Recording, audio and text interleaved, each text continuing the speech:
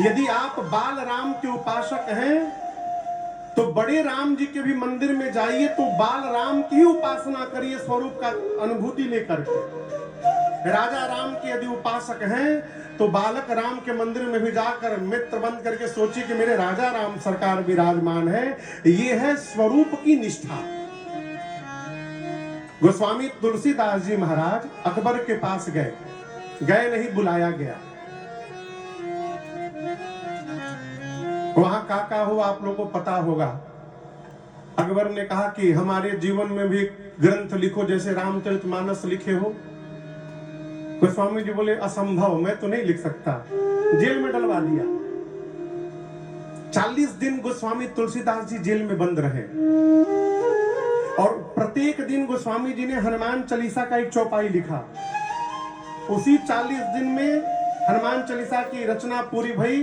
जिस दिन 40वां दिन पूरा हुआ, इतने बानर आए उसके लाल किला में, इतने बानर आए, वो उत्पात किया बानरों ने।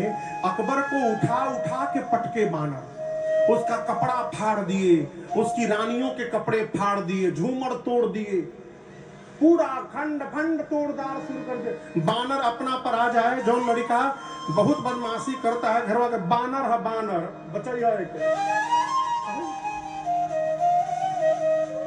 एक मौलवी आया, मौलवी। अकबर रोने लगा। मौलवी ने कहा तुमने किसी साधु का अपमान किया है। अकबर को याद आया 40 दिन पहले मैंने तो तुलसीदास को जेल में डाला था, बुलाया, क्षमा याचना की, विदा किया। आपको बताऊं उसी समय अकबर ने लाल किला में हनुमान जी की मूर्ति की स्थापना कराई। तो मूर्ति आज भी है।